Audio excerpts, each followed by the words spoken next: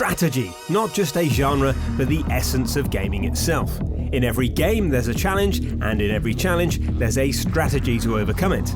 It might not dominate the charts like it used to, but in a very real sense, strategy gaming is the king of all the genres. And dare we say it, go on then, it's the most PC of all the genres too. If you want to trace strategy gaming's roots back far enough, you'll end up in a museum with a man talking to you about chess. So let's not do that. Instead, ready your macro keys, and we'll begin. What you're looking at here is Invasion, a game for the Magnavox Odyssey. It's widely credited as the first computerized strategy game, bringing the broad strokes of Risk to a functional format within the Odyssey's simple lights and TV overlays. But in truth, it has much less in common with a modern RTS than, say, Wolfenstein 3D does with modern shooters. Next came Computer Bismarck in 1980. This unusually pink wargame represented the first historical setting for a PC strategy title. Other notable firsts during this era include Reach for the Stars in 1983, widely acknowledged as the first ever 4X game, the 4 X's being expand, explore, expand and excommunicate probably. Pretty sure that's it. And then there was this, Nobunaga's Ambition for the Amiga. Ambition's an apt name too, this one was way ahead of the curve. It might look like a series of cumbersome menus and dull choices today, but you're actually watching the first ever grand strategy wargame in action. Technosoft released Herzog Zwei in 1989, and in doing so gave birth to real-time strategy gaming. The top-down perspective, order issuing and resource management are all present and correct here, and if you weren't paying attention you could easily mistake it for Warcraft or Command and Conquer. Only there's no really easy way to tell you this, but Herzog Zwei never came out on PC. That's right, the birth of PC gaming's PC gamingest genre happened on the Sega Mega Drive. We're truly sorry. Not to worry though, because good old-fashioned computers can be proud to have hosted quasi-strategy titles throughout the 80s, like the beloved Sid Meier's Pirates, the visionary sandbox strategy School Days, and Peter Molyneux's second ever game, Populous. And as the 90s kicked into gear, there was a golden age of PC strategy in the works. In 1991, a nice chap called Sid Meier had a very good idea about making a game that took players through all of human history, guiding their empire across ages, one turn at a time. RTS gaming might just have had its big break, but Civilization showed that it didn't have to be all fast and frenetic action. Right from the credits, you get a sense of a grand scope, and even in this debut title, a lot of the gameplay is recognisably similar to 2016's Civ 6. Researching new technologies, exploring the map, yes, that is a fog of war in 1991, and we're glad you noticed. Managing cities, it's all here, and presented more beautifully than gamers at the time thought possible. Meanwhile, in California, Westwood Games were busy refining the RTS formula that would see them dominate the decade to come. And they were doing it with gaming's strangest license, Dune. If you were to pick the subject matter with which to popularise fast, chaotic RTS gameplay, a book about sandworms is certainly a left-field choice. Dune 2's release also marks the point when the term RTS was first coined, and it was Westwood producer Barry Sperry who coined it. What's striking now is how much of Command & Conquer you can already see here. The obedient radio chatter when you select a unit, reporting, acknowledged, the resource gathering, and the base building. By the time Blizzard released Warcraft, Orcs and Humans in 1994 then, the rules of RTS gaming had pretty much been established. The age of lightning-fast innovations had given way to a surge in popularity for what had already been established. All of which is to say Warcraft didn't reinvent the wheel. Look at it, it's Dune 2 with orcs. What they did was bring a new level of polish and presentation to the RTS and marry it to a traditional Euro-fantasy, aka orcs, setting. Meanwhile, over in turn-based world, Sid Meier's Micropose team were already working away on a secret successor to Civ, and Westwood were knocking together a little game called Command & Conquer.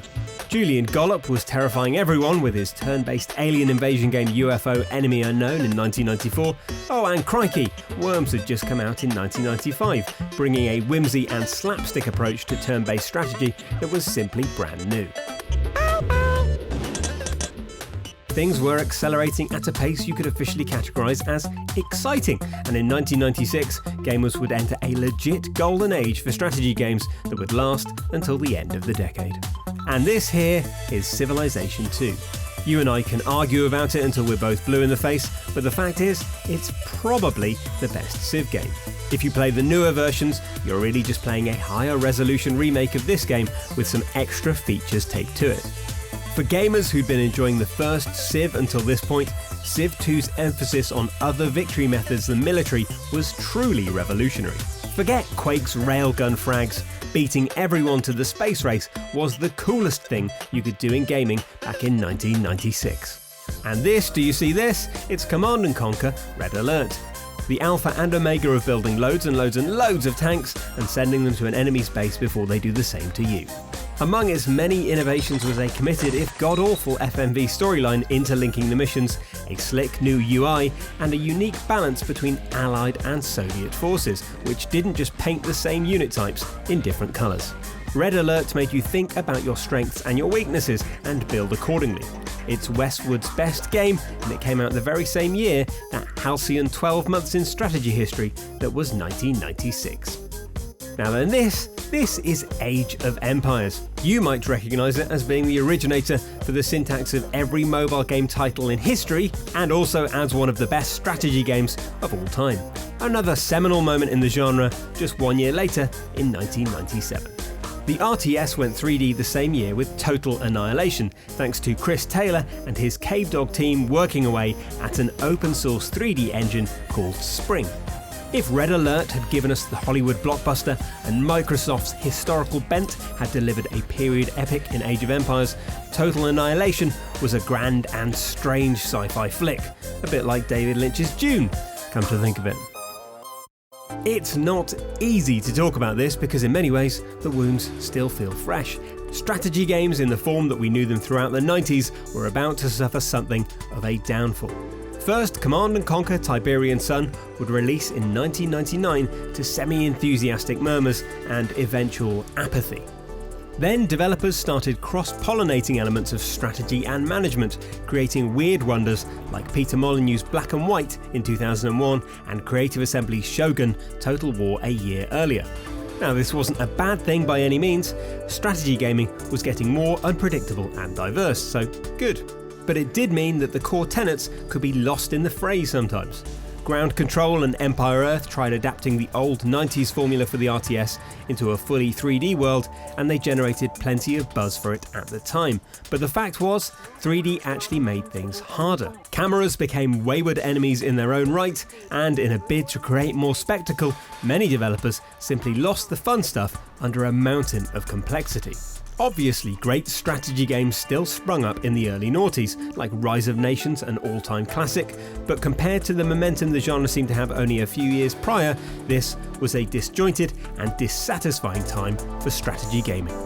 Something else was happening in the noughties too, something that defied easy description but felt linked to the budding indie movement, and it stemmed from Walton-on-Thames. First came 2001's Uplink, a game about hacking that regularly made you doubt whether it was a game at all, or whether you were instead going to go to prison for siphoning off money out of big banks. It was the work of UK innovator Introversion Software, who followed it up with Darwinia.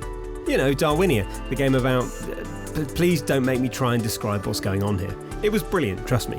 2006 saw the release of Defcon, Introversion's most accessible strategy and its most chilling too.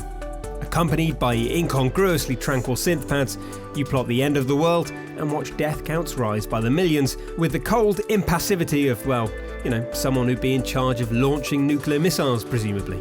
But were these adventurous spins on the genre enough to counteract the RTS game's dwindling popularity? It all seemed to be hanging in the balance during the Windows Vista days. Thank goodness the ship righted itself, and we've got Dawn of War to thank for that, and its mate, Company of Heroes.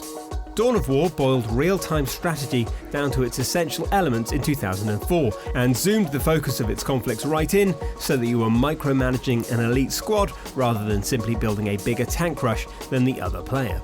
Company of Heroes refined that smaller focus RTS in 2006, and both games benefited from having prime RTS subject matter at their core. Warhammer 40,000 and World War II. So strategy games might not be troubling the #1 spot in the Christmas charts anymore, but thanks to digital distribution, long-tail economics, and the sheer variety of experiences that fall under the enormous strategy umbrella today, the genre's doing just fine.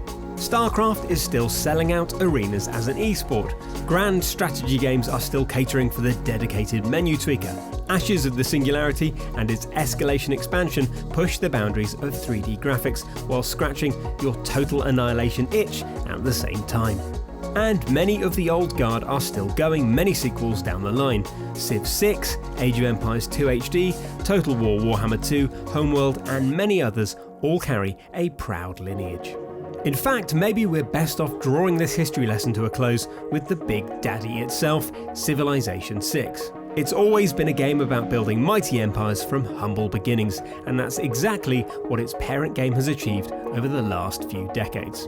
40 years of strategy games, one video. What a journey. Sorry if we missed off any games you love, but please do let us know what they are in the comments below. And while you're at it, why not let us know when your love affair with strategy gaming began and which classics you never got the time to touch. Please like this video if you enjoyed it and subscribe to Logitech G for more weekly videos.